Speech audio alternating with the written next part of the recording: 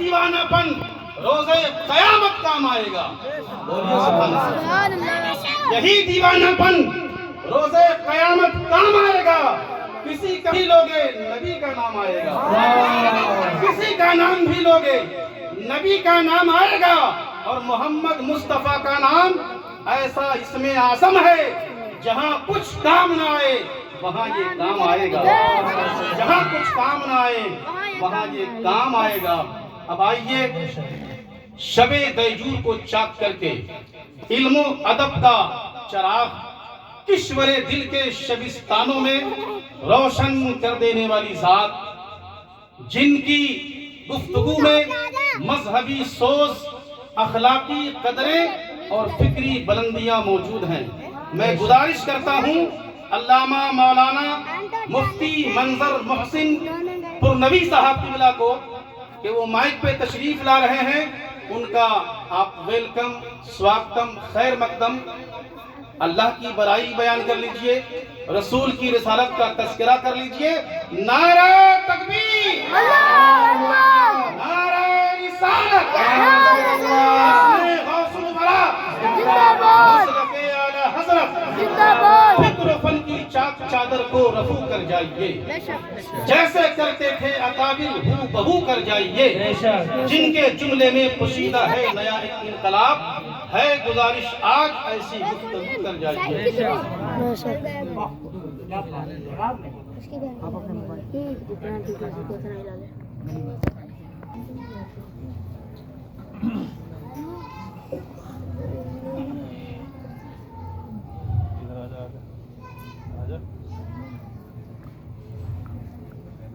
لائق صدر کرام، علماء زمین احترام، معزز سامعین و حاضرین، عزیز بچوں، السلام علیکم ورحمۃ اللہ تعالی وبرکاتہ. وعلیکم السلام ورحمۃ اللہ وبرکاتہ. بسم اللہ الرحمن الرحیم وبہ نستعین نحمده ونصلی ونسلم علی حبیبہ الکریم وعلی آلہ وصحبہ وأہل بیتہ اجمعین. اما بعد، اعوذ باللہ من الشیطان الرجیم. بسم اللہ الرحمن الرحیم.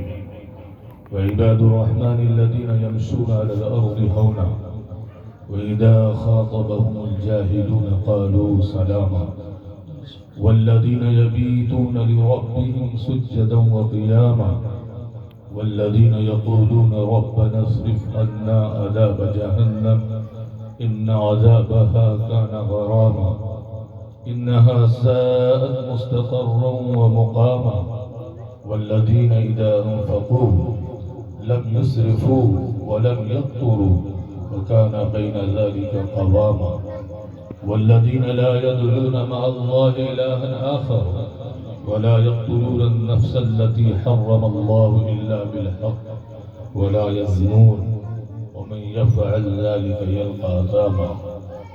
صدق الله مولانا العظيم.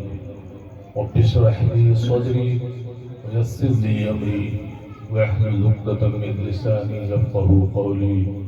لي خمسة نطفي بها حر الوباء الحاطمة المصطفى والمرتضى وابناهما والفاطمة.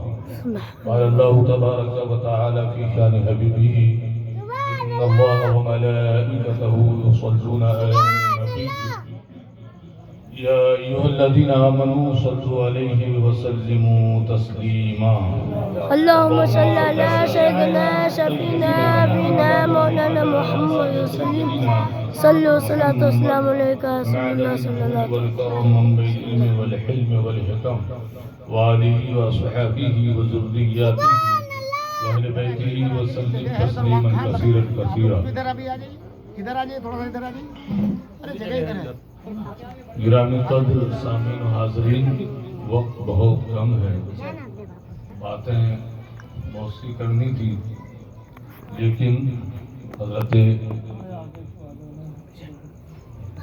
مجاہد اہل سنت، ناشر تعلیمات اعلی حضرت علامہ فاروق رضا برکاتی صاحب کی دعوت پر یہاں علماء کی ایک بہت بڑی جماعت موجود ہے.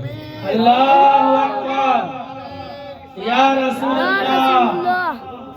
جاوید میاں صاحب زندہ باد.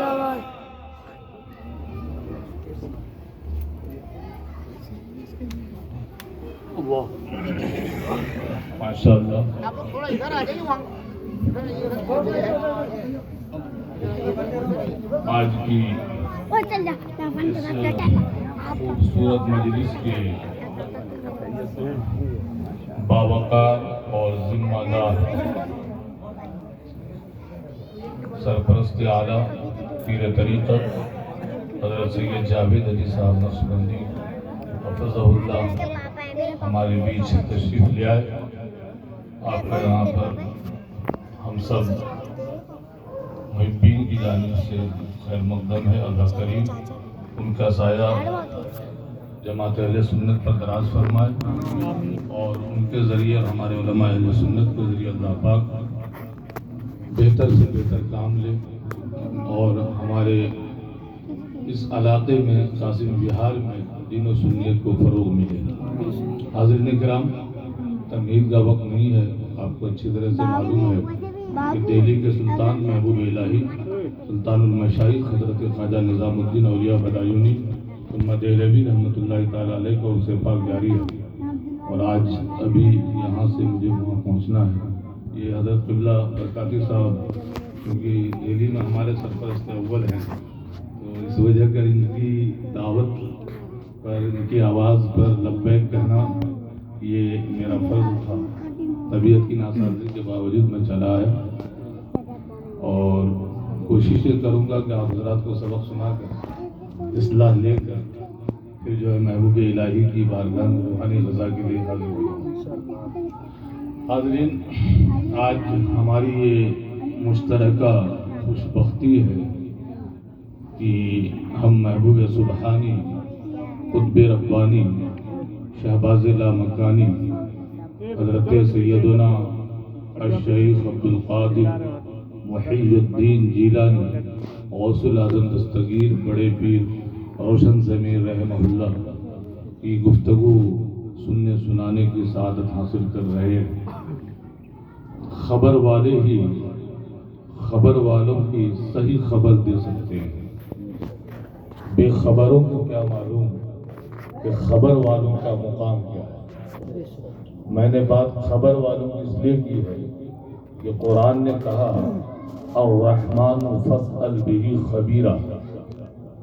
قرآن نے یہ نہیں کہا مفتی صاحب الرحمن فاسأل به علیما کہ رحمان کا پتہ پوچھنا ہے تو علم والوں سے پوچھو. ہر علم والا خبر والا نہیں ہوتا. ہر علم والا خبر والا نہیں ہوتا لیکن ہر خبر والا علم والا ہوتا. ہم جن کی بات کرنے کے لیے بیٹھے ہیں جن کی بات سننے کے لیے بیٹھے ہیں وہ ذات ایسی ہے کہ اگر مسند تدریس پر بیٹھ جائیں تو ایسا لگتا ہے کہ ان کے زمانے میں ان سے بڑا مدرس کوئی نہیں. جب علم حدیث پر گفتگو کریں تو لگتا ہے کہ ان سے بڑا محدث کوئی نہیں. فقہ پر بات کریں تو لگتا ہے کہ ان سے بڑا فقیہ کوئی نہیں. علم کلام پر بات کریں تو لگتا ہے کہ اپنے زمانے کے امام المتکلمین یہی ہیں. اگر وہ نحو اور بلاغت کی بات کریں تو سیبوے جیسا عالم بھی علامہ بھی پانی بھرے. اگر وہ تقریر کرنے پر آ جائیں خطابت کی کرسی پر آ جائیں تو خطابت کا یہ عالم ہے یہاں تو ہم تقریر کریں تو جاگتا ہوا انسان سو جائے اور میرا غوث تقریر کرے تو تقریر غوث کے بعد حضرت سے پوچھو علماء سے پوچھو کئی میتیں اٹھتی تھیں. میتیں اٹھتی تھیں. لوگ اپنی جان آفری کے حوالے کر دیتے تھے. یہ غوث پاک کی خطابت میں کمال مصطفیٰ کریم کے لعاب دہن کا تھا. تاریخ شاہد ہے. یہ 50 سال کا ایک عالم دین علامہ عبدالحق محدث دہلوی نے اخبار الاخیار میں حضرت محبوب سبحانی کی جو تاریخ ولادت لکھی ہے اس کے اکارڈنگ سن 470 یا 71 521 کا سال ہے، ہجری سال 521 کا، تو 470 سے 521 یہ تقریباً 51 سال کا عرصہ بنتا ہے۔ حضرت غوث الاعظم شیخ عبد القادر جیلانی جب جیل سے چلتے ہیں، یہ جیل اور جیلان جس کو فارسی میں گیلان کہتے ہیں، ایران کا ایک حصہ ہے اور ایران عجم کا ایک حصہ ہے۔ ایک عجم سے اٹھنے والا نوجوان بچہ طلب علم کے لیے عراق کی سرزمین پر پہنچتا ہے، اور تقریباً بچوں تمہارے لیے، طلبہ کے لیے، اسٹوڈنٹس کے لیے غوث پاک کی زندگی میں تعلیم یہ ہے، آپ اگر پڑھنے والے بچے ہیں تو غوث پاک کی زندگی آپ کو یہ بتلا رہی ہے کہ دیکھو میں نے طلب علم کے لیے اپنے گاؤں، اپنے علاقہ، اپنے وطن کو خیر آباد کہا، اپنی بیوہ ماں کو چھوڑا، اور 1-2 سال نہیں، ہمارے بچے آج ہائی اسکول تک پہنچتے 12ویں تک پہنچتے آج گریجویشن میں ریشیو کیا ہے اس کمیونٹی کا، گوگل سرچ کر کے آپ دیکھ لیں، جسٹس راجندر سچر کی رپورٹ دیکھ لیں، جس قوم کے غوث کے علم کا یہ عالم کہ وہ 18 سالوں تک اپنے آپ کو طلب علم کے لیے لگاتے ہیں، اور ہم لوگ غلام غوث کہلاتے ہیں، خود کو قادری کہلاتے ہوئے ہم جو ہے ناز کرتے ہیں، ہمیں ناز ہونا بھی چاہیے، مگر قادریت یہ نہیں ہے کہ غوث کی 11ویں تو کی جائے مگر غوث کے مشن کے مطابق اپنے بچوں کو علم کی راہ پر نہ ڈالا جائے۔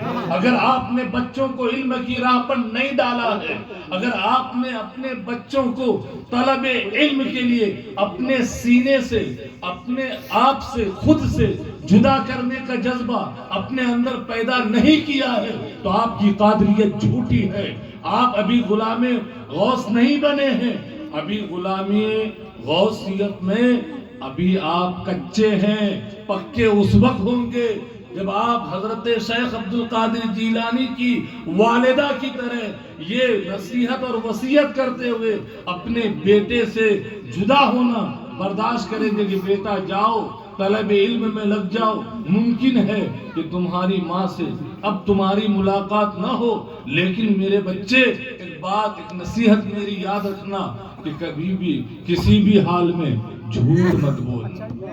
سنا ہے نا آپ نے؟ 18 برسوں تک حضرت غوث پاک بغداد معلیٰ میں حضرت ابو سعید المخرمی، ابو سعید المخزومی، ابو سعید المخرمی، میں نے تینوں انداز میں پڑھ دی اس لیے کہ کتابوں میں یہ تینوں انداز ہے۔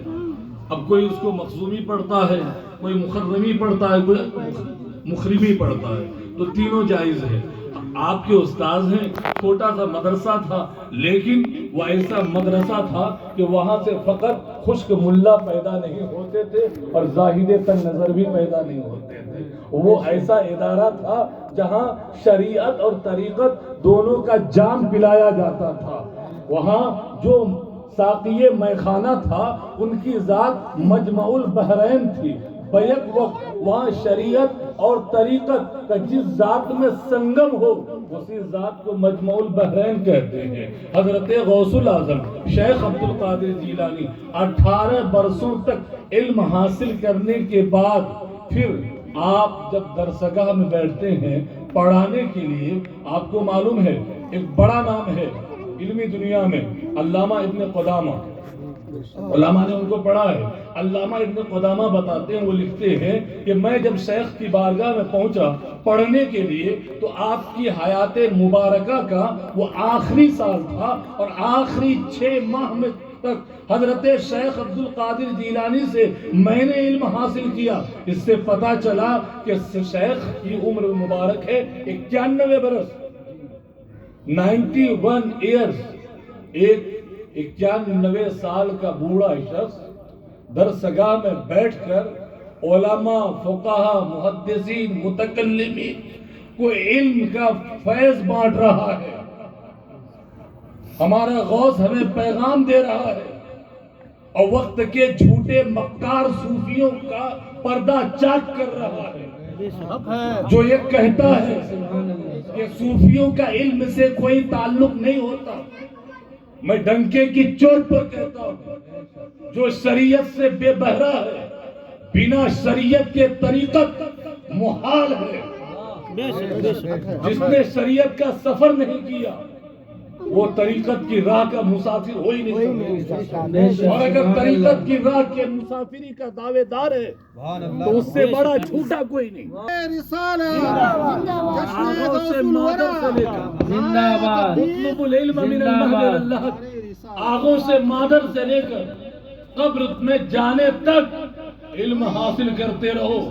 اگر اس حدیث کی شرح دیکھنی ہو تو شیخ عبد القادر جیلانی کی حیات دیکھو۔ بے شک سبحان اللہ۔ 4 سال 4 ماہ 4 دن کا بچہ جب رسم بسم اللہ خوانی کے لیے جاتا ہے تو شیخ عبد القادر جیلانی کو بسم اللہ پڑھانے والا بچہ بھی دنگ رہ جاتا ہے کہ یہ کون سا بچہ آج کلاس میں آ گیا، اس نے تو آج عقل انسانی کو حیرت میں ڈال دیا کہ آیا تھا بسم اللہ پڑھنے کے لیے، مگر یہ تو کئی پاروں کا حافظ نکلا۔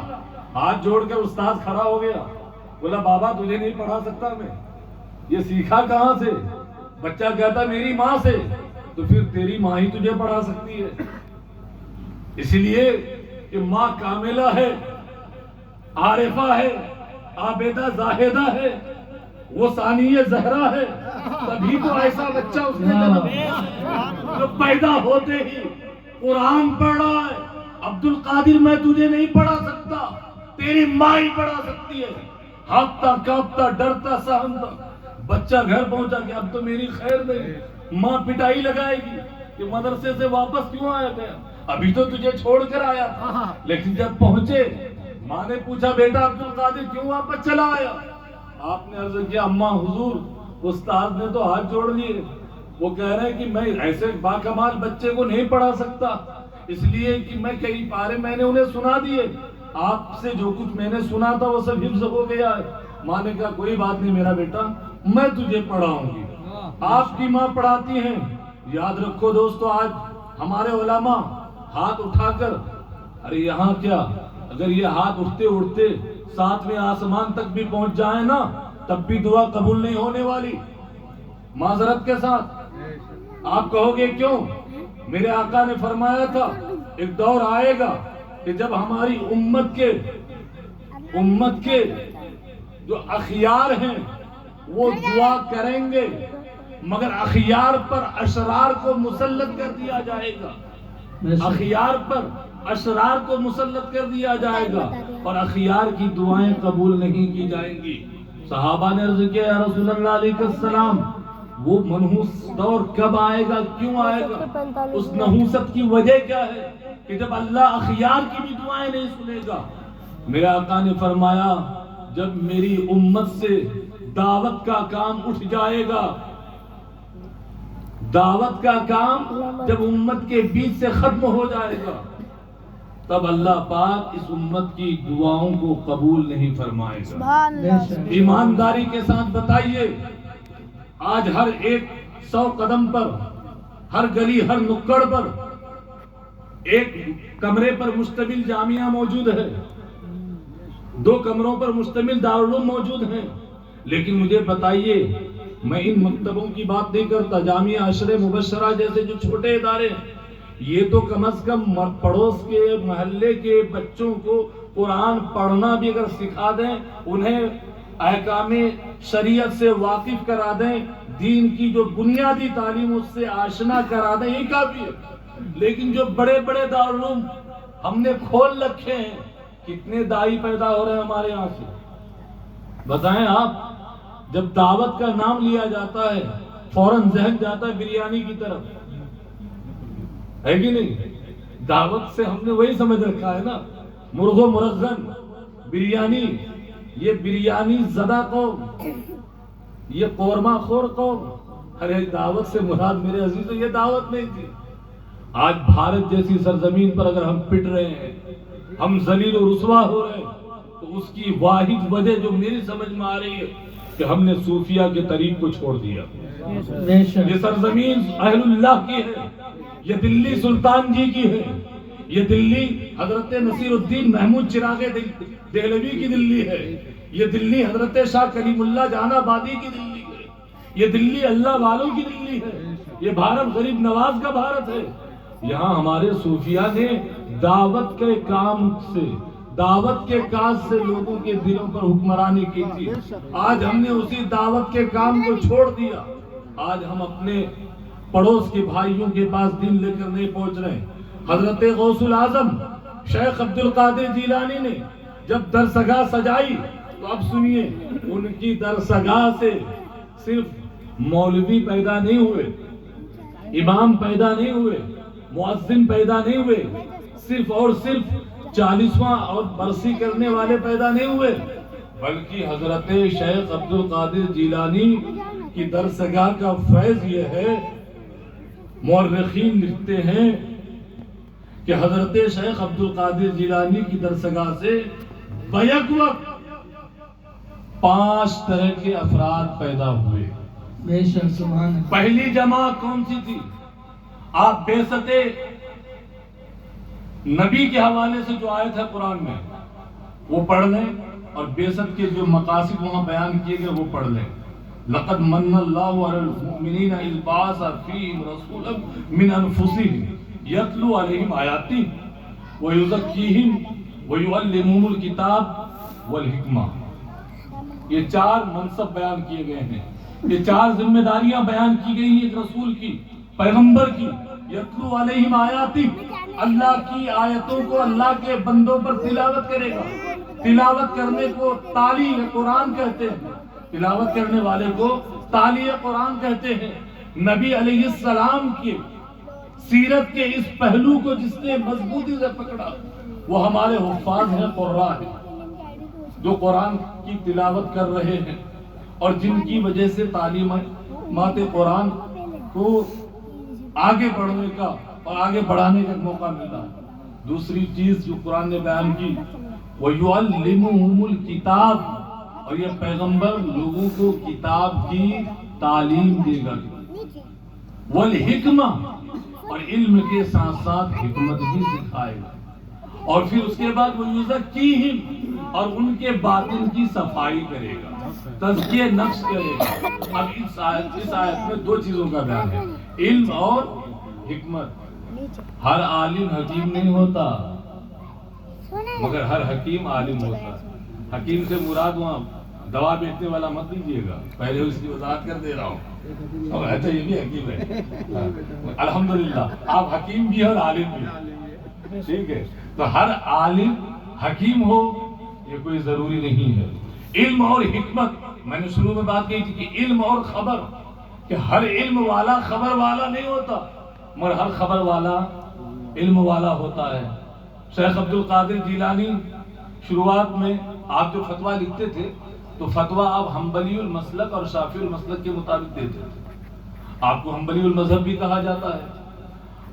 آپ کے امام یعنی امام احمد بن حنبل سے آپ کے شاگردوں نے ایک بار پوچھا کہ حضور یہ معاملہ سمجھ میں نہیں آ رہا، ہم کسی مسئلے میں پھنستے ہیں تو آپ کی بارگاہ میں آتے ہیں اور آپ ان مسائل کی گتھیاں حل کر دیتے ہیں، کتنا ہی ادب مسئلہ کیوں نہ ہو چٹکی میں آپ حل کر دیتے ہیں۔ اور آپ کو دیکھتا ہوں کہ آپ دریا کے کنارے ایک پاگل سے ملنے کے لیے جاتے ہیں، اس پاگل کی صحبت میں کچھ دیر بیٹھتے ہیں، کیا دیتا ہے وہ آپ کو؟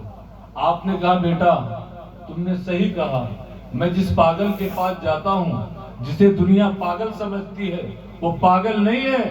میرے رب نے قرآن میں فرمایا الرحمن فاسأل به خبیرا، کہ رحمان کا پتہ پوچھنا ہو تو خبر والے سے پوچھو۔ امام احمد بن حنبل اپنے شاگرد کو جواب دیتے ہیں کہ سنو، اگر مصطفیٰ کی شریعت جاننا ہو تو احمد بن حنبل کے پاس آؤ، لیکن اگر مصطفیٰ کی حقیقت جاننا ہو، مصطفیٰ تک پہنچنا ہو، مصطفیٰ کی معرفت حاصل کرنا ہو، مصطفیٰ کے رب کی معرفت حاصل کرنا ہو تو احمد بن حنبل کے پاس نہیں۔ احمد بن حنبل جس دیوانے کے پاس جا کر بیٹھا کرتا ہے اس دیوانے کے پاس جا کر بیٹھا کرو، اس لیے کہ وہ دیوانہ فقط عالم نہیں، وہ علم والا بھی ہے، وہ خبر والا بھی ہے۔ آپ سبحان اللہ۔ وہ خبردار شخص کون تھا؟ اسے زمانہ بہلول دانا کہتا ہے۔ نعرہ تکبیر، اللہ اکبر، یا رسول اللہ، زندہ باد۔ اس دیوانے کو ہم آپ بہلول دانا کے نام سے جانتے ہیں۔ وہی بہلول جو دریا کے کنارے بیٹھ کر مٹی کا گھرندہ بناتے تھے اور اس گھرندے کو جنت کہہ کر زبیدہ کو بیچ دیا تھا۔ زبیدہ نے جب خریدا اور پھر جب اس کے شوہر سے اس نے ذکر کرائی، واقعہ سنا ہے نا، تو پھر کیا ہوا تھا؟ جب خلیفہ نے خواب میں انٹری لینا چاہا، فرشتے نے روک دیا، کہا کہ میاں یہ دنیا نہیں ہے، یہ بیوی کا مال اپنا مال، یہاں یہ نہیں چلے گا، یہاں تو دروازے پہ جس کا نام لکھا ہے انٹری اسی کی ہونی ہے۔ زبیدہ آپ کی بیوی ہو سکتی ہے مگر یہ گھر زبیدہ کے لیے ہے۔ اب جب دوبارہ خریدنے آئے تو کیا کہا تھا حضرت نے؟ روایتیں مختلف ہیں، ایک روایت کے مطابق 30,000 درہم اور ایک روایت کے مطابق آپ نے کہا تھا کہ خلیفہ تیری ساری خلافت، تیری ساری سلطنت، میری جنت کی قیمت۔ کہا حضور ایسا کیوں؟ اسے تو 1 روپے میں بیچ دیا تھا میری بیگم کو۔ کہا اس نے بن دیکھے لیا تھا، تو دیکھ کے خریدنے آیا۔ سبحان اللہ۔ تو حضرت غوث العظم شیخ عبد القادر جیلانی رحمت اللہ علیہ جس امام احمد بن حنبل کے فالوور تھے، اس امام احمد بن حنبل نے ہمیں یہ بتایا کہ فقط شریعت پڑھ لینے سے شریعت والے کی معرفت حاصل نہیں ہوتی۔ اسی لیے تو کہا تھا ظہوری نے کہ اللہ اللہ کیے جانے سے نہ اللہ ملے، اللہ والے ہیں جو اللہ سے ملا دیتے۔ عقل والوں کے نصیبے میں کہاں ذوق جنون، عقل والوں کے نصیبے میں کہاں ذوق جنون، عشق والے ہیں جو ہر چیز لٹا دیتے ہیں۔ سبحان اللہ۔ عقل و عشق کے مابین جب بھی جنگ ہوئی ہے، عقل شکست کھائی ہے، عشق ہمیشہ فاتح رہا ہے۔ ابراہیم خلیل اللہ جب آتش نمرود میں جا رہے تھے، وہاں بھی عقل و عشق کے مابین جنگ تھی، عقل مات کھا گئی، عشق جنگ جیت گیا۔ جب رسول اللہ مسجد قبلتین میں نماز پڑھا رہے تھے اور عین حالت نماز میں حکم الہی آ گیا تھا، صحابہ کی عقل اور ان کے عشق کے درمیان وہاں بھی جنگ چھڑ گئی تھی۔ عقل کہہ رہی تھی قبلہ ادھر ہے، عشق کہہ رہا تھا قبلہ کا قبلہ ادھر ہے۔ حاجیو آؤ شہنشاہ کا روضہ دیکھو، کعبہ تو دیکھ چکے، کعبے کا کعبہ دیکھو، کعبے کا کعبہ یوں ہی نہیں کہا ہے۔ اس کی وجہ یہ ہے کہ دوسرے پارے کا پہلا پیج پڑھ دو، سارا فلسفہ سمجھ میں آ جائے گا۔ میرے رب نے فرمایا ہے مصطفیٰ عین حالت نماز میں یہ حکم اس لیے دیا تھا، مجھے پرکھنا تھا، جانچنا تھا، آزمائش تھی کہ یہ عقل کے پیچھے بھاگتے ہیں یا عشق کے پیچھے بھاگتے ہیں۔ اگر صحابہ عقل کے پیچھے بھاگتے مارے جاتے، عشق کے پیچھے بھاگے بچ گئے۔ سبحان اللہ، ماشاءاللہ۔ عقل کے پیچھے جاتے، عقل تو یہ کہہ رہی تھی نا قبلہ ادھر ہے، لیکن عشق نے کہا نہیں، ارے تمہیں قبلہ سے کیا مطلب، یہ وہ ذات ہے، یہ وہ ذات ہے جس نے تمہیں خدا کی معرفت کرائی ہے۔ تو علم اگر خدا کی معرفت نہ کرائے تو مخدوم جہاں شیخ شرف الدین احمد یحییٰ منیری رحمت اللہ علیہ اپنے مکتوبات صدی اور 2 صدی جو آپ کے مکتوبات ہیں، اپنے مکتوبات میں لکھتے ہیں کہ جو علم انسان کو خدا کی معرفت نہ کرائے اس علم سے بہتر ہے کہ انسان جاہل رہے۔ سبحان اللہ۔ بچوں تمہارے لیے آج ہم اپنے بچوں کو تعلیم دے رہے ہیں، غوث پاک کی والدہ نے بھی اپنے بچے کو تعلیم کی راہ پر ڈالا تھا۔ آپ دیکھو کہ آپ کے بچے کون سی تعلیم لے رہے ہیں، آپ کی بچیاں کون سی تعلیم لے رہی ہیں۔ یاد رکھنا سلطان صلاح الدین ایوبی زمین چیر کر نہیں نکلتے، آسمان پھاڑ کر کوئی ٹیپو سلطان نہیں آنے والا۔ انہی ماؤں کی کوکھ سے ٹیپو سلطان نے جنم لیا تھا، انہی ماؤں کی کوکھ سے سلطان صلاح الدین ایوبی نے جنم لیا تھا۔ کسی ماں نے ہی شیخ عبد القادر جیلانی جیسا بیٹا پیدا کیا تھا۔ آپ نے ببول کے درخت سے اگر آم کھانے کی اور آم پھلنے کی امید لگا رکھی ہے تو یہ امید آپ کی عبث ہے۔ آج معاشرے کے اندر، سماج کے اندر ہمارے علماء دعا کرے نہیں تھکتے، یا اللہ ایسا مرد پیدا فرما، ویسا مرد پیدا فرما، صلاح الدین ایوبی جیسا مجاہد پیدا فرما۔ کہاں سے صلاح الدین ایوبی پیدا ہو، کہاں سے پیدا ہو؟ ابھی آپ نے ایک ہفتہ پہلے کی خبر سنی ہے کہ نہیں سنی ہے؟ مظفر نگر کے اندر جو حادثہ ہوا ہے، سنا ہے نا؟ 50 لڑکیاں پکڑی گئی، ان میں 47 آپ کی قوم کی بیٹیاں ہیں، 3 غیر مسلم بچیاں ہیں۔ 50 لڑکوں میں 49 لڑکے غیر مسلم ہیں، فقط ایک لڑکا مسلمان ہے۔ کچھ سمجھ میں آیا؟ یا اب بھی سمجھانے کی ضرورت ہے؟ یہ سب کچھ ٹارگیٹڈ ہے، پے پلان ہے۔ آپ کی بہن بیٹیوں کی عصمت و عفت تار تار کی جا رہی ہے، آپ کہاں مگن ہیں؟ یہ وقت ہے ہوش کے ناخن لینے کا۔ اٹھائیے ریکارڈ، پچھلے صرف 10 سالوں میں خواجہ کے ہندوستان کا نعرہ لگانے والوں، میرے خواجہ نے اس کفرستان کو مرکز توحید میں بدلا۔ میرے خواجہ نے توحید کے لیے خود کو وقف کر دیا تھا، دولت توحید اور رسالت کے لیے صوفیہ نے اپنی جانوں کا نذرانہ پیش کیا ہے۔ آج وہی دولت توحید ہماری بیٹیوں سے چھینی جا رہی ہے۔ اقبال نے کبھی کہا تھا، یہ فاقہ کش کے موت سے ڈرتا نہیں ذرا، روح محمد اس کے بدن سے نکال دو، فکر عرب کو دے کر فرنگی تخیلات، اسلام کو حجاز و یمن سے نکال دو۔ تمہاری بہن بیٹیوں کے اندر سے فکر عرب نکال کر فرنگی تخیلات نہ صرف ان کے ذہن میں بلکہ ان کے جسم میں جو خون دوڑتا ہے اس میں بھی فرنگی تخیلات اور فرنگی خیالات ہی دوڑتے ہیں۔ ایسے میں بہن بیٹیوں کی عصمت و عفت کی، ان کی عزت کی حفاظت کی ذمہ داری آپ کی نہیں تو اور کس کی ہے؟ آخر یہ بہن بیٹیاں ارتداد کی راہ پر کیوں جا رہی ہیں؟ غوث الاعظم شیخ عبد القادر جیلانی کو پالنے والے کوئی آسمان سے اتری ہوئی کوئی حور تھی کیا؟ اسی دنیا میں پیدا ہوئی ایک بیٹی ہی تو تھی نا، جس بیٹی کا تعارف اس کے باپ نے اس انداز میں کیا تھا کہ میری بیٹی آنکھوں سے نابینا ہے، کانوں سے بہری ہے، پاؤں سے لنگڑی ہے، اے ابو صالح موسیٰ کیا تو اس سے شادی کر لے گا، نکاح کر لے گا؟ واقعہ نہیں سنانا مقصود ہے، واقعہ بچے بچے کو یاد ہے۔ اس واقعے کا رزلٹ کیا ہے؟ رزلٹ یہ ہے کہ کبھی آپ نے نیپولین کا نام سنا ہوگا۔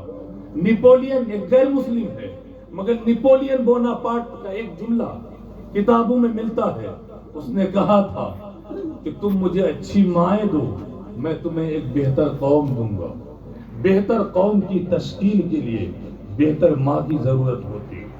جب سیکنڈ ورلڈ وار ہوا تھا، دوسری عالمی جنگ ہوئی تھی، دوسری عالمی جنگ میں جب فرانس کو شکست ہوئی تھی تو اس کے جنرل نے جملہ کہا تھا کہ آج ہم اس لیے ہارے کہ ہمارے نوجوانوں نے کردار کھو دیا ہے۔ جس قوم کی نوجوان بیٹیاں اپنا کردار کھو دیتی ہوں تو پھر وہاں ٹیپو جیسے مجاہد پیدا نہیں ہوتے، وہاں صلاح الدین ایوبی جیسے مجاہد پیدا نہیں ہوتے، وہاں میر جعفر اور میر صادق جیسے غدار پیدا ہوتے جو ہماری قوم میں موجود ہیں۔ آج چاہے وہ سیاسی میدان ہو، چاہے وہ مذہبی میدان ہو، چاہے وہ خانقاہوں کی دنیا ہو، آج ہر جگہ دلال میں مل جائیں گے۔ آج ہر جگہ دین کو بیچنے والے، امت کو بیچنے والے قائد موجود ہیں۔ ان قائدین کو پیدا کرنے والے کون لوگ ہیں؟ مجھے بتائیں۔ آج معاشرے کے اندر شیخ عبد القادر جیلانی جیسا ہم بیٹا تو پیدا نہیں کر سکتے مگر غلام غوث تو پیدا کر سکتے ہیں۔ بے شک سبحان اللہ۔ میں نے بات کی تھی کہ 5 طرح کے افراد تیار کیے میرے غوث نے، علماء تیار کیے، فقہا تیار کیے، صوفیہ تیار کیے، جن کا کام تزکیہ نفس تھا، تصفیہ قلب تھا، جو باطن کی صفائی پر اقبال نے کہا کہ خیرد نے کہہ بھی دیا لا الہ تو کیا حاصل، دل و نگاہ مسلمان نہیں تو کچھ بھی نہیں۔ تو دل کو مسلمان بنانا، نگاہ کو مسلمان بنانا یہ مولوی صاحب کا کام نہیں، یہ خانقاہوں میں بیٹھے درویشوں کا کام ہے۔ مولوی صاحب آپ کو وضو کے فرائض بتائیں گے کہ بھائی دیکھو سورۃ المائدہ میں اللہ نے وضو کے یہ فرائض بیان کیے ہیں، یا ایھا الذین آمنوا اذا قمتم الی الصلاۃ فاغسلوا وجوہکم وایدیکم الی المرافق وامسحوا برؤوسکم وارجلکم الی الکعبین۔ یہ فقہ کا سبجیکٹ ہے، لیکن ایک صوفی تصوف کا سبجیکٹ کیا ہے؟ تصوف آپ کو یہ سکھاتا ہے کہ دیکھو ہاتھ دھونے سے پہلے تم یہ بھی عہد کر لو کہ اس ہاتھ سے ناجائز کسی کو تھپڑ نہیں مارنا، اس ہاتھ سے کسی کو تکلیف نہیں دینا ہے۔ امام احمد بن حنبل اپنی مسند میں حدیث لاتے ہیں، المسلم من سلم الناس من لسانہ و یدہ۔ میں نے امام احمد بن حنبل کی مسند کا حوالہ اس لیے دیا چونکہ وہاں ناس کے لفظ کے ساتھ آیا ہے، اور یہی حدیث دوسری کتابوں میں اس طرح آئی ہے، المسلم من سلم المسلمون من لسانہ و یدہ۔ لیکن چونکہ وسعت ناس میں ہے، ناس میں ساری برادریاں، ساری کمیونٹیز آ جاتی ہیں، یہ چاہے وہ ہندو ہو، سکھ ہو، عیسائی ہو، آستک ہو یا ناستک ہو، اس سے مطلب نہیں، وہ کسی آستھا پر اعتماد رکھے نہ رکھے، یہاں تک کہ وہ اگر ناستک بھی ہو تب بھی آپ کو یہ حکم ہے کہ آپ اپنے ہاتھ سے اسے تکلیف نہیں پہنچائیں گے۔ تو وضو کے اندر صرف ہاتھ دھویا نہیں جاتا، صوفی یہ کہتا ہے کہ یہ عہد کرو کہ اس ہاتھ سے ہم کسی کو تکلیف نہیں پہنچائیں گے، اس ہاتھ سے چوری نہیں کریں گے، اور پھر اس کے بعد جب تم ناک میں پانی ڈالو، کلی کرو، اسی طرح اعضائے وضو میں جو بھی عضو یہ بدن دھویا جاتا ہے، ہر ایک عضو کو گناہ سے پاک رکھنے کا عہد کرو۔ یہ صوفیہ کا سبجیکٹ ہے، اور غوث العظم شیخ عبد القادر جیلانی وہ مجمع البحرین ذات ہے آپ کی، کہ جہاں شریعت بھی بدرجہ عدم موجود ہے اور طریقت بھی بدرجہ کمال موجود ہے۔ بے شک سبحان حضرت اللہ۔ شیخ عبد القادر جیلانی نے صوفیہ پیدا فرمائے، فقہا پیدا فرمائے۔ آپ کا زمانہ 5ویں صدی ہجری کے اواخر میں پیدائش ہے، اور 6ٹھی صدی کی 7ویں 8ویں دہائی میں، یعنی کہ 7ویں دہائی میں 561 میں آپ کی وفات ہے۔ سن 450 میں حضرت امام غزالی پیدا ہوتے ہیں، اور سن 505 میں امام غزالی کی وفات ہوتی ہے۔ امام غزالی شافعی المسلک ہے، آپ کو 5ویں صدی ہجری کا مجدد کہا جاتا ہے۔ غوث العظم شیخ عبد القادر جیلانی کو 6ٹھی صدی ہجری کا مجدد تسلیم کیا جاتا ہے۔ شیخ عبد القادر جیلانی اپنی درسگاہ سے علماء، فقہا، محدثین، متکلمین، مشائخین تو پیدا فرماتے ہی ہیں، ساتھ ہی ساتھ یہ جو آج ہمیں بتایا جاتا ہے کہ صوفیوں نے جہاد نہیں کیا، یہ ہمیں ادھوری تاریخ بتائی جاتی ہے۔ صوفی فقط مجاہد نہیں ہوتا، صوفی تو مجاہد گر ہوتا ہے، بے شک سبحان اللہ۔ صوفی مجاہد کو پیدا کرتا ہے۔ آؤ قادری خانقاہ میں، میرے غوث کی خانقاہ ہے، سلطان صلاح الدین ایوبی کا باپ اپنے بیٹے صلاح الدین ایوبی کی انگلی تھام کر حضرت غوث کے قدموں پہ رکھ دیتے ہیں۔ معلوم ہے آپ کو صلاح الدین ایوبی کی بات آئی، اور یروشلم میں جو کچھ ہو رہا ہے وہ آپ کے سامنے ہے۔ اسماعیل ہانیہ نے شہادت دے دی، یحییٰ سنوار نے شہادت دے دی، ہزارہا جانیں جامع شہادت نوش کر چکی ہیں۔ ابھی بھی بیت مقدس ہماری آپ کی قربانی مانگ رہی ہے۔ اگر واقعی میں ہم قادری ہیں تو ہمیں بیت مقدس سے کتنی محبت رکھنی چاہیے۔ آپ کو معلوم ہے نا، غوث پاک کی 11ویں کی دیگیں لٹانے والوں، غوث پاک کی ایک سنت یہ بھی ہے، ڈر ڈر کے کہہ رہا ہوں تاکہ گھر میں جھگڑا نہ ہو، وہ ڈر اس لیے کہ آج ماحول نہیں رہا ہو۔ غوث پاک کی ایک سنت یہ بھی ہے کہ اگر آپ خوشحال ہیں تو 1 سے زائد نکاح کیجئے، یہ نہیں ہے؟ غوث پاک کی اولادیں کتنی تھیں؟ 49، 49 بچے تھے غوث پاک کے، ایک کم 50 اولاد کے بعد تھے غوث پاک۔ 27 تو بیٹے تھے آپ کے، 27 بیٹے۔ جی ہاں، آج کی ہماری مائیں بہنیں یہ ہمت دکھا پائیں گے؟ دوسری شادی کی بات کیجیے، آپ بھی دیکھ لیجیے، گھر میں مسئلہ کشمیر پیدا ہو جائے گا۔ لیکن یہ حضرت غوث پاک اپنے بیٹے، ان کا نام ہے سید موسیٰ بن شیخ عبد القادر جیلانی، اتہاس گواہ ہے میرے غوث نے اپنے بیٹے کو سلطان نور الدین زنگی کی ملٹری کا ایڈوائزر بنوایا. سبحان اللہ. یہ ہے بیت مقدس کی محبت، یہ ہے فلسطین کی محبت. فلسطین سے محبت کے دعوے دار بن جانا آسان ہے، مگر غوث کی طرح اپنے بیٹے کو قربانی کے لیے بھیج دینا اتنا آسان نہیں ہے. میرے غوث نے اپنے بیٹے موسیٰ سے کہا، موسیٰ جا، نور الدین زنگی بیت مقدس کی بازیابی کے لیے کوشاں ہے. میرے بچے، میں چاہتا ہوں کہ جب بیت مقدس کو آزادی ملے تو اس میں عبد القادر جیلانی کا بھی حصہ ہو. بے شک سبحان عبد اللہ. القادر جیلانی کی درسگاہ میں جو بچے پڑھتے تھے، سلطان صلاح الدین ایوبی نے جب وہ تاریخ رقم کی تھی، جب بیت مقدس کو صلیبیوں سے آزادی دلائی اور ناپاک طاقتوں کو وہاں سے بے دخل کیا، اور بیت مقدس جو ہمارا قبلہ اول ہے، جب فتح و نصرت آپ کا مقدر ہوئی، اس فوج میں 4000 سولجرز وہ تھے جو حضرت شیخ عبد القادر جیلانی کی درسگاہ کے فیض یافتہ. سبحان اللہ. 4000 سولجرز حضرت شیخ عبد القادر جیلانی نے دیے تھے. اور صلاح الدین ایوبی کس ماں کا بیٹا تھا معلوم ہے نا؟ میری مائیں سن نہیں ہو تو سنیں غور سے. جب صلاح الدین ایوبی کے باپ کی عمر ہو گئی شادی کی، چچا پریشان ہے، بھتیجا مان جائے نکاح کے لیے تیار ہو جائے، بھتیجا ہے کہ نکاح کو راضی نہیں ہو رہا. وجہ جو بھی رشتے کی بات ہوتی ہے، صلاح الدین ایوبی کے ہونے والے باپ یعنی جب وہ کنوارے تھے وہ منع کر دیتے، نہیں یہ رشتہ مجھے منظور نہیں، یہ رشتہ مجھے منظور نہیں. ادھر جو ان کی ماں بنتی ہیں ان کے ساتھ بھی یہی ہو رہا تھا، رشتے بہت آ رہے تھے وہ بھی منع کر رہے تھے. اتفاق کی بات کہ ان دونوں کے گارجین کا تعلق ایک ہی خانقاہ سے تھا، ایک اللہ والے کی بارگاہ سے تھا. وہاں یہ بھی جاتی تھی جو ان کی ماں بنی بعد میں، اور یہ بھی جاتے ہیں. اس خانقاہ کے شیخ سے انہوں نے ذکر کیا کہ میری بچی جو ہے رشتے کے لیے تیار نہیں ہو رہی. بچی سے پوچھا، بیٹا بتاؤ کیا خواہش ہے تیری؟ بچی نے اپنی خواہش ظاہر کیا شیخ کے سامنے کہ شیخ میرا مقصود فقط ایک ہے، میں اس مرد کو اپنا شوہر بنانا چاہتی ہوں جو بیت المقدس کو آزادی دلانے والا مجاہد بیٹا مجھے دے سکے. میری نگاہیں ایسے شوہر کی تلاش میں ہے، ایسے جوڑے کی تلاش میں ہے جس جوڑے میں یہ خوبی نظر آئے. اور ادھر صلاح الدین ایوبی کے والد نے بھی اسی خواہش کا اظہار کیا. شیخ کو معاملہ سمجھ میں آ گیا.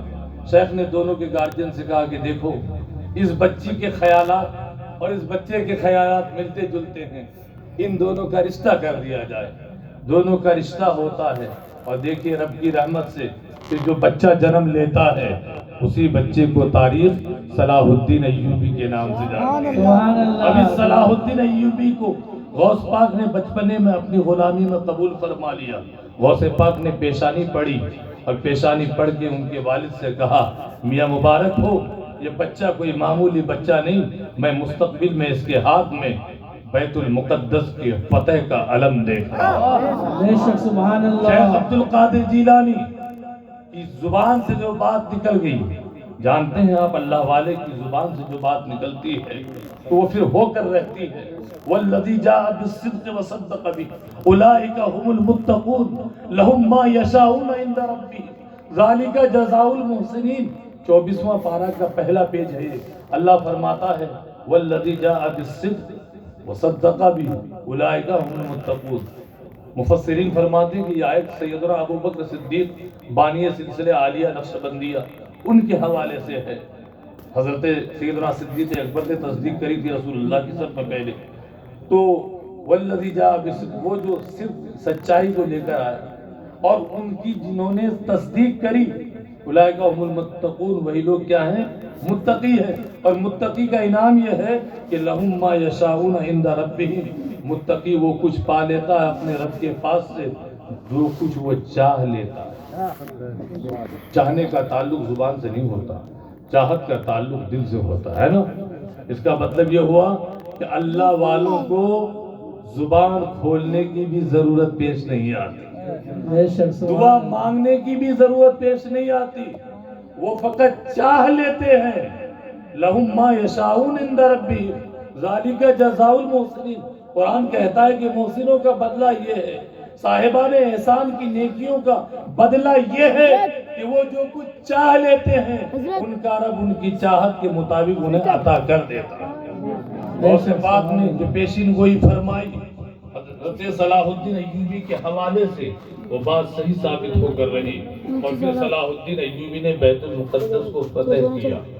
آج بھی اگر ہماری قوم یہ چاہتی ہے کہ ہمارے سماج کے اندر، معاشرے کے اندر انقلابی نوجوان پیدا ہو، تو انقلابی نوجوان پیدا کرنے کے لیے پہلے اپنی بیٹیوں کے اندر انقلابی فکر پیدا کرنی پڑے گی، اس لیے کہ معاشرہ تشکیل پاتا ہے خواتین سے، معاشرے کی نشو نما ہوتی ہے آغوش مادر میں۔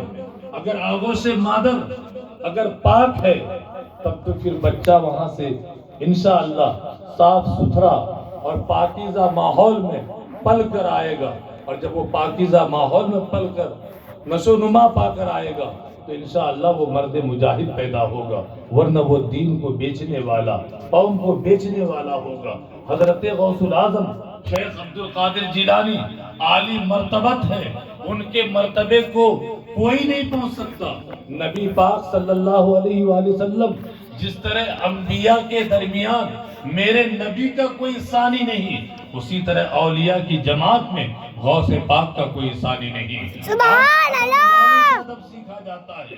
بات حضرت غوث پاک کے مقام کو اگر آپ جاننا چاہتے ہیں، میں نے قرآن کی جو آیتیں پڑھی تھی ان کا سلیس اردو ترجمہ جلدی پیش کر دیتا ہوں، اور پھر اس کے بعد دو چار باتیں عرض کر دوں گا۔ قرآن نے نشانی بیان کی، رحمان الذین یمشون ہونا، اللہ والے کی پہلی پہچان یہ قرآن بتا رہا ہے کہ وہ اکڑ نہیں ہوتی، بے شک تکبر نہیں ہوتا، غرور نہیں ہوتا۔ جس میں غرور ہو، تکبر ہو، اکڑ ہو، وہ سب کچھ ہو سکتا ہے، صوفی نہیں ہو سکتا۔ بے شک وہ تصوف کا ڈھونگ رکھ رہا ہے۔ اگر کوئی خود کو صوفی بھی کہلا رہا اور متکبر بھی ہے تو پھر وہ صوفی نہیں۔ ہاں، تکبر کرنا بھی جائز ہے، بلکہ جائز ہی نہیں، عبادت ہے، مگر کہاں التکبر مع المتکبرین عبادت۔ تکبر کرنے والے کے سامنے تکبر کرنا عبادت ہے۔ تکبر کرتا ہوا اگر کوئی امیر آئے، میرا غوث فرماتا ہے، غوث پاک شیخ عبد القادر جیلانی اپنے مریدین کو وصیت کرتے ہیں کہ اگر تو جانچنا چاہتا ہے، پرکھنا چاہتا ہے کہ تیرا دل ابھی مومن ہوا ہے کہ نہیں، تو غوث پاک نشانی بتاتے ہیں کہ نشانی یہ ہے کہ جب تیرے پاس کوئی امیر آتا ہے اور غریب آتا ہے تو اب دل کی کیفیت کو دیکھ، اگر تو دونوں کو ایک نظریے سے دیکھتا ہے تب تو واقعی تیرا دل مومن ہے، اور اگر امیر کے لیے تیرے دل میں احترام پیدا ہو جائے اور غریب کے لیے احترام پیدا نہ ہو تو اس کا مطلب تو نے تقوی کا احترام نہیں، دولت کا احترام ہے۔ بے شک تو نے دولت کا احترام کیا، تیرے نزدیک دولت، شہرت یہ باعث احترام ہے، ابھی تو مومن نہیں بنا۔ غوث پاک فرماتے ہیں ہمیشہ تو دوستی اس سے کر، عمر نہ دیکھ۔ اگر کوئی تجھ سے عمر میں چھوٹا ہے مگر علم اور تقوی میں تم سے بڑا ہے تو اس سے دوستی کرو، اس کی صحبت میں بیٹھو، اس کی صحبت تمہیں بافیض کر دے گی، اس لیے کہ وہ صاحب تقوی ہے، اس کی خوشبو تجھ میں بھی آئے گی۔ اور کوئی تجھ سے عمر میں بڑا ہو لیکن اس میں تقوی نہ ہو تو اس کی صحبت تمہارے لیے منحوس ہے، اس کی صحبت میں مت بیٹھا کر۔ حضرت شیخ عبد القادر جیلانی کی اور تمام صوفیاء کی قرآن نے جو نشانی بتائی وہ یہ کہ وہ متکبر نہیں ہوتا، زمین پر متواضع ہو کر چلتا ہے۔ اور پھر اگلی بات جو قرآن نے کہی وہ اذا خاطبہم الجاہلون قالوا سلاما، جہاں سے پتہ یہ چلا کہ غوث پر بھونکنے والے، خواجہ پر بھونکنے والے یا کسی بھی اللہ کے ولی کے خلاف بکواس کرنے والے یہ کوئی نئی مخلوق نہیں، یہ پرانی مخلوق ہے اور روز ازل سے یہ لوگ ہیں، بہت دن پہلے سے ہیں۔ اسی لیے قرآن نے پہلے ہی اللہ نے اپنے محسن بندوں کو پہلے ہی کہہ دیا کہ دیکھو تمہارا کام ان سے الجھنا نہیں ہے۔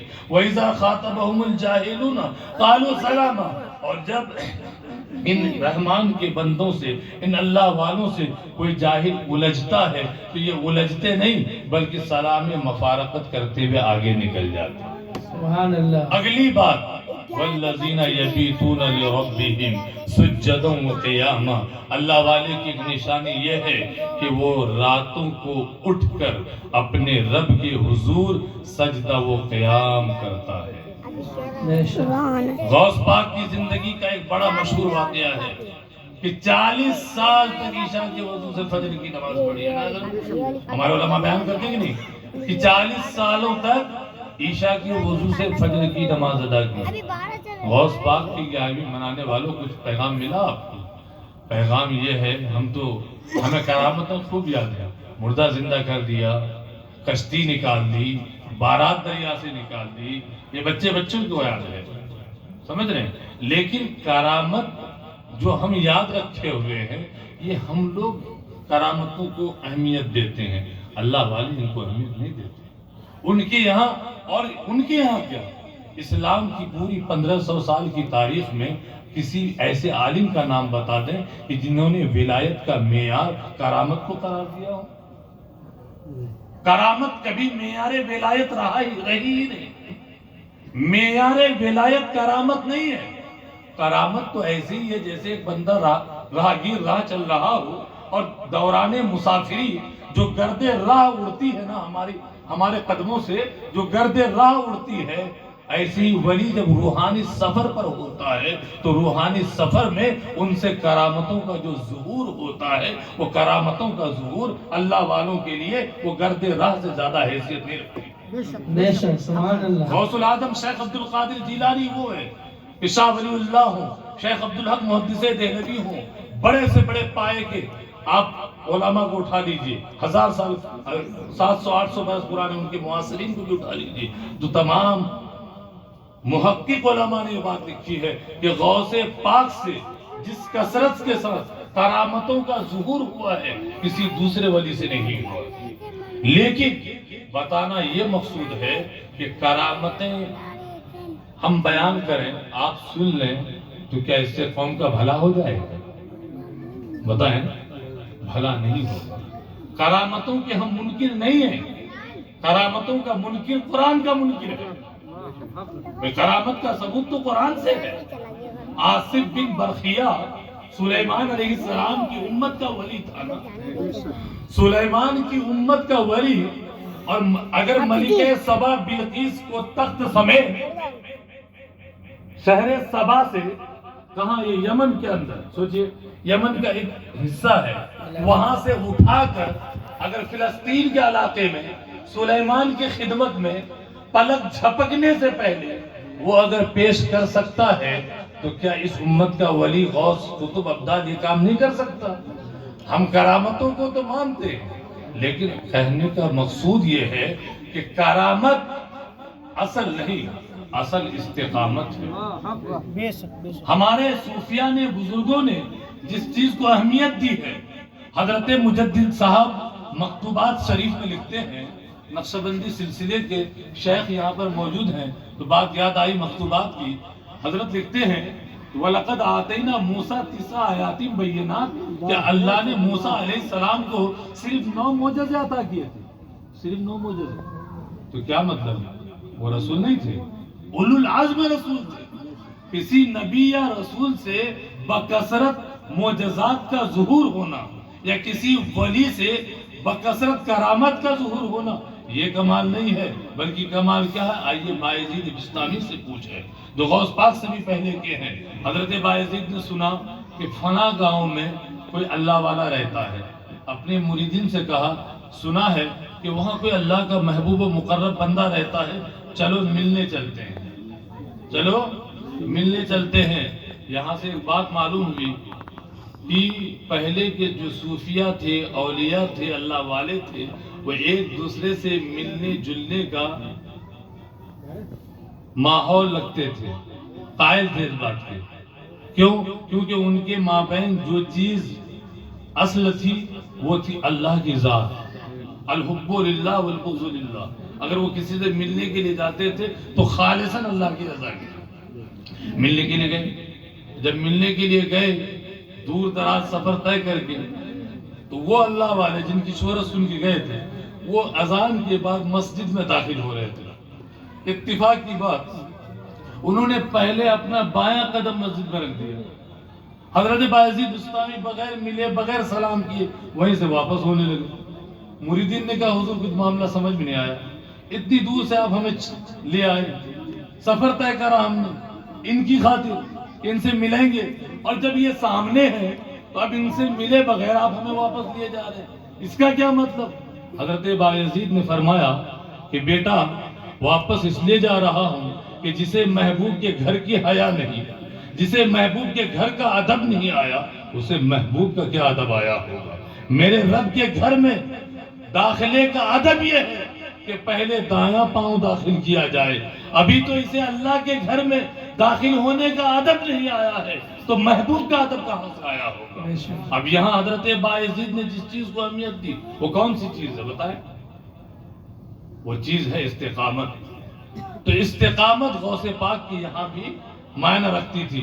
غوث پاک کی زندگی کی تعلیم یہ ہے کہ ہم سچ بولیں. وہ جو واقعہ ہے آپ کا 40 درہم نکال کے دے دیا تھا اور ڈاکو تائب ہو گئے تھے بچپنے میں، اس سے کیا میسج ملتا ہے کہ ہم اگر قادری ہیں، قادری کر، قادری رکھ، قادریوں میں اٹھا، قدر عبد القادر قدرت نما کے واسطے. یہ دعا مانگ لینا آسان ہے، قادری بننا تھوڑا مشکل ہے. اس مشکل گھونٹ کو آپ کو پینا ہوگا اور قادری، سچا قادری بن کر دیکھنا ہوگا، دکھانا ہوگا. غوث پاک کی ذات کا اکرام کرنا، ان سے منسوب شے کا اکرام کرنا، یہ محبت کا تقاضا ہے.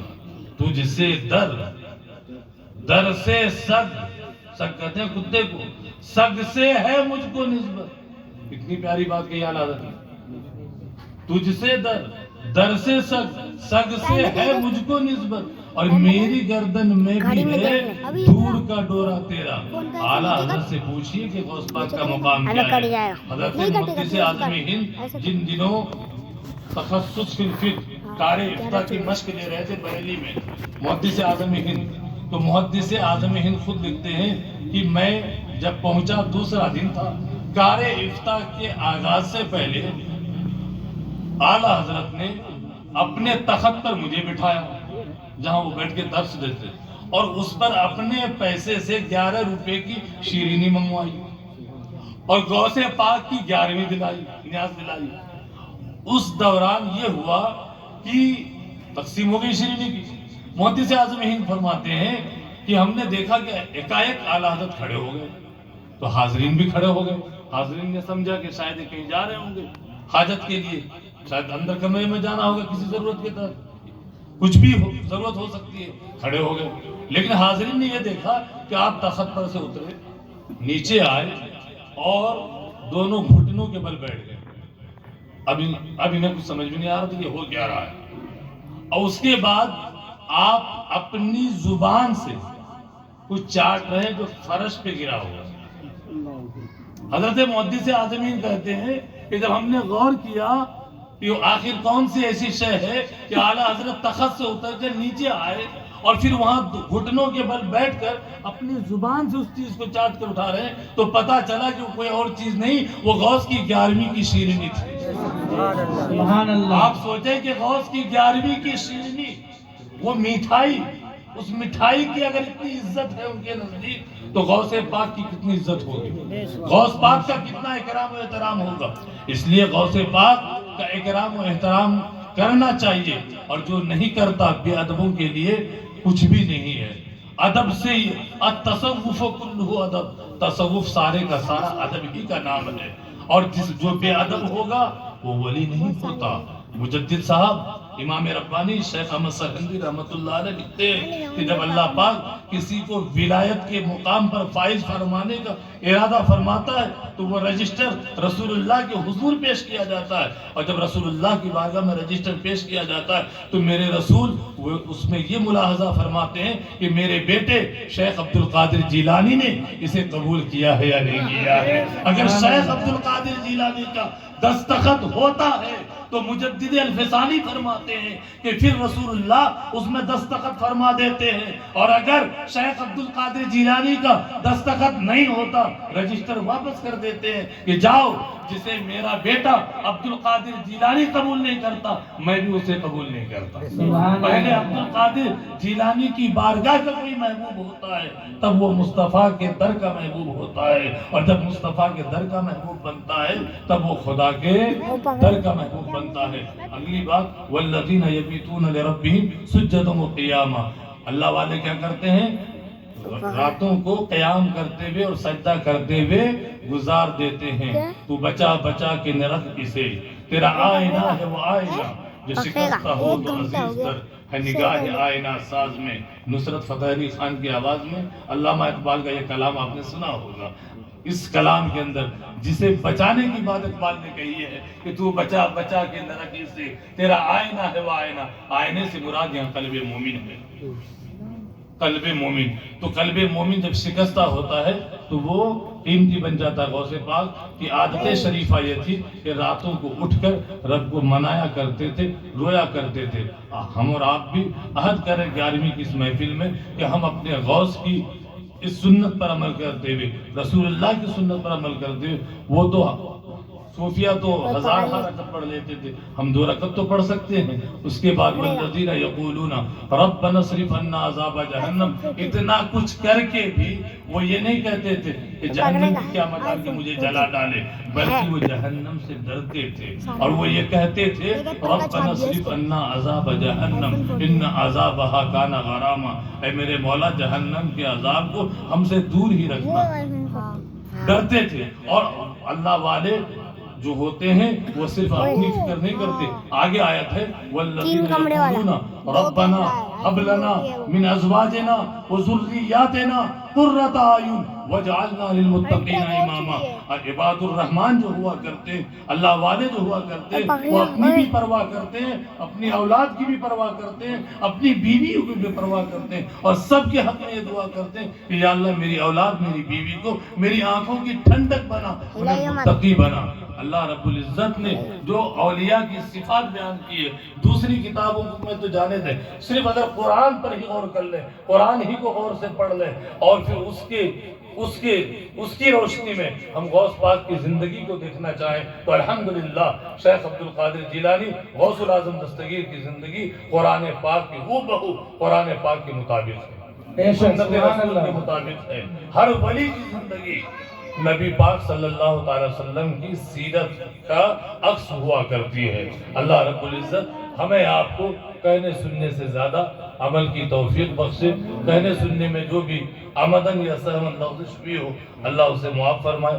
11:30 ہو چکے ہیں، اب اس کے بعد کی جو کارروائی ہے وہ قائد جلسات بتائیں گے آپ کو، اور اللہ رب العزت کی حضور دعا ہے کہ پروردگار ہم سب کو غوث پاک کی غلامی میں قبول فرمائے اور ہمیں اپنی تعلیمات پر چلنے والا بنائے۔ قصہ لطیف ابھی ناتمام ہے، جو کچھ بیان ہوا وہ آغاز باب تھا۔ السلام علیکم ورحمۃ اللہ، استغفر اللہ ربی من کل ذنب واتوب الیہ۔